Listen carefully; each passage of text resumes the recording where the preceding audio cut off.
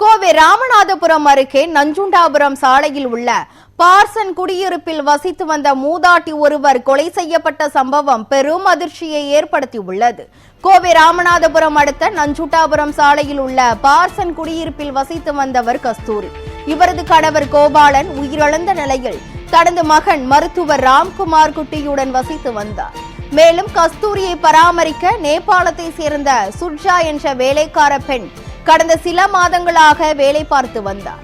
இந்த நிலையில் காலை கஸ்தூரி வீட்டில் உள்ள படுக்கை அறையில் கை கால் கட்டப்பட்டு வாயில் துணி அடைக்கப்பட்டு பிணமாக கிடந்து உள்ளார். இந்த சம்பவம் குறித்து தகவல் அறிந்த கோவை மாநகர போலீசார் சம்பவ இடத்திற்கு வந்து விசாரணை மேற்கொண்டனர். தொடர்ந்து வீட்டில் இருந்த கண்காணிப்பு கேமரா காட்சிகளை ஆய்வு செய்த போது வேலைக்கார பெண் சுர்ஜா மேலும் 3 பேருடன் வீட்டிலிருந்து வெளியேறும் காட்சி பதிவாகி இருப்பது தெரிய வந்தது. சம்பவம் நடந்த நாளில் கஸ்தூரியின் மகன் மருத்துவர் ராம்குமார் குட்டி வெளிநாடு சென்றிருந்ததாகவும் கூறப்படுகிறது.